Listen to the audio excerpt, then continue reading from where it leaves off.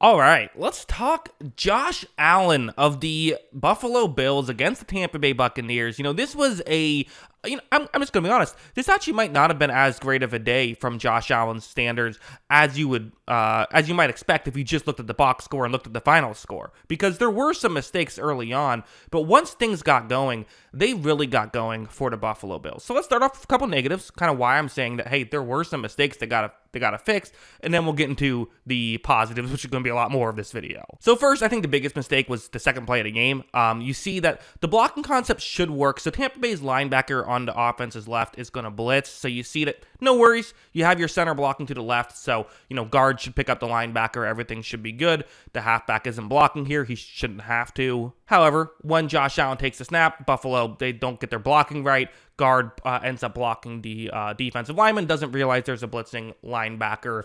You assume it was his responsibility there, and because of this, Josh Allen's in trouble. This isn't Allen's fault, right? This just happened. He had his blocking set, and it didn't work out. What are you going to do? Now he's in his own end zone, and listen, there's a lot of things you could debate. What do you want to do here? There is no back in the backfield, so usually you like to have a blocking halfback on a play like this, so you can just throw it into the dirt in front of you and avoid the grounding penalty. Here, Josh Allen doesn't want to get sacked, just throws one up and it gets intercepted. It feels like he could have just fallen forward and avoided the safety. Even that puts you in a tough spot where it's 3rd and 14, you're at your 1 yard line, but still a lot better than what ended up happening. So no doubt about it, a mistake. In his press conference, he said, that was a mistake. He also brought up one other issue. This is one play. There were a couple. He missed some throws early on as well. So it was like an uncharacteristic start, really an uncharacteristic first half for Josh Allen. Although I will say he has 2 interceptions on his box score.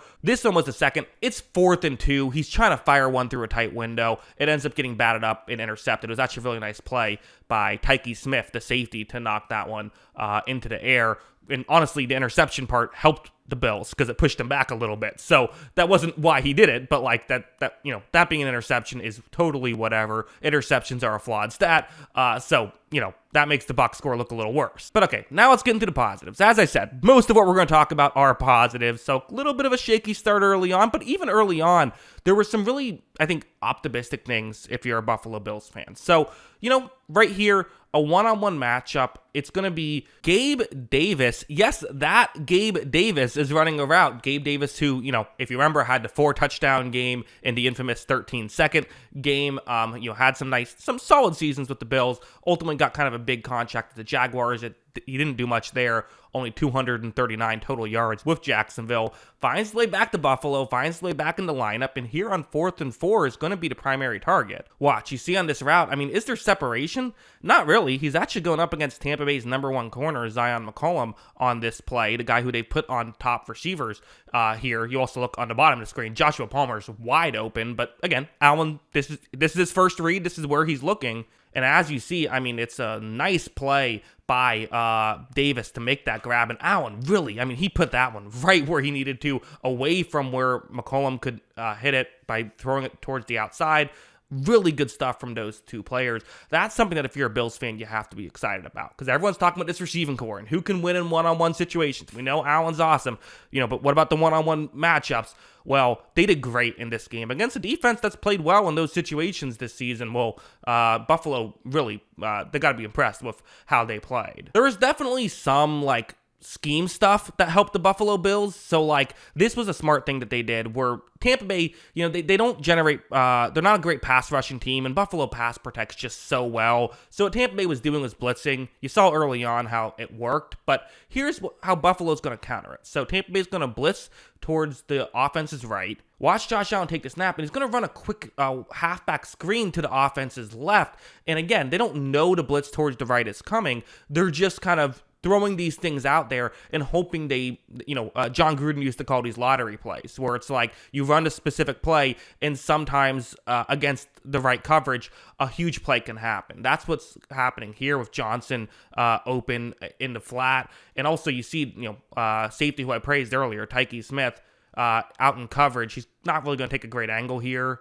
Watch, not a great angle, and you got to give credit to Johnson for having the speed that maybe Smith didn't think he had, and being able to run by him ends up being a long touchdown play. So again, using what the defense is doing against them. Really good stuff there by the Buffalo Bills coaching, which has also gotten some criticism as the Bills offense hasn't looked quite as smooth this season. Like, in fact, this play is kind of another example of that kind of thing where it was, you have James Cook, who's going to be running the route you see on your screen. And what's interesting is because Tampa Bay likes to blitz so much and likes to be creative with their blitzes, a lot of what happens is you have edge rushers playing coverage. So on this play, again, you have James Cook running a route from the offense's right to the offense's left. Well, on this specific play, the edge rusher is going to have to pick him up in coverage. So when this play begins, Anthony Nelson, who's an athletic edge rusher, but it's not athletic enough to cover James Cook one-on-one. And again, do they know this exact play is coming? No, but they know that Tampa Bay is doing this type of thing. And if you run this type of play enough, eventually you'll get these situations. Josh Allen's going to, again, he's not going to miss that one. Him and Cook have a great chemistry and this great route by James Cook. I think a defensive back would have struggled against something like that. Certainly an edge rusher is going to struggle. So good coaching, just good stuff all around. And also, there were just some Josh Allen being Josh Allen moments like this one. It's just a 3-man rush on 3rd and 3 right now. So again, Tampa Bay trying to mix things up, maybe catch the Bills by surprise. Sometimes when there's a 3-man rush, quarterback still has the same kind of internal clock. Josh Allen is not going to have that. Watch as the second he takes a snap, he sees it's the 3-man rush, and he is trying to just add some extra time. Watch him just kind of navigate the pocket. He still wants to throw. He just wants to let this play last a little bit, and that's exactly what happens. And because of that, now he keeps his eyes downfield. Tampa Bay's blown a coverage, which you don't want to do on a 3-man rush, but also, you have an edge rusher in coverage now. These things can happen. Watch as, it's still an incredible throw to get that completion. Tampa Bay can't get back into coverage. Just really good stuff there by Josh Allen. It's impressive. This one's another one. Just his mobility and his way of moving while still throwing down the field it's just so ridiculous. This play, you have, again, a traditional route. Guy going over the middle against zone coverage. See this stuff all the time. Well, when Allen takes the snap, you see there's inside pressure, so watch him just so easily and so casually get towards the outside. He's keeping his eyes downfield and sees that it's Gabe Davis who's running the route over the middle. Watch as Davis does get open. Maybe it wouldn't have been open if he threw it right away, but he didn't have to throw it right away. Was able to run and find a way to make it work that way. So that was, very impressive from Allen. This play being another one. This is, a big moment in the game. The Bills are down a point with 10 minutes left, so definitely need to try and convert right here. You have a receiver who's going, again, over the middle. But watch how when Allen takes the snap, watch him just kind of shoot upwards in the pocket. And I do think that when you see something like this, when it is zone coverage, as a defender, even if you're further back and you're not the closest guy to him, it's zone coverage. So you're keeping an eye on the on the quarterback. I think it can freeze you a little bit. So when Allen then does make a throw over the middle, it's impressive stuff. So again, I'm sitting here saying, I kind of think this was an off day for him, and he's still making these ridiculous plays consistently. It wasn't really an off day. He had some off plays, and then just got red hot in the second half is probably the better way to phrase it. And then also the quarterback design runs, where it's not fair that he can do all that stuff and also is, a great runner of the football, Here, you see kind of one of the values is the back is going to be in motion towards the left. So they only have one eligible receiver towards the offense's right, and that's an extra offensive lineman.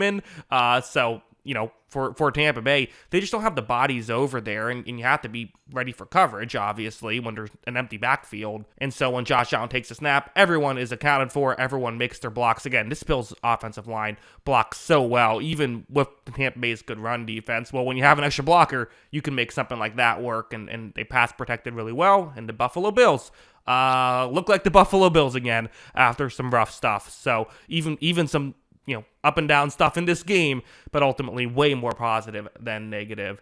That's what I think. What do you think? Let me know in the comments below. Always love hearing from you. And of course, as always, thanks for watching.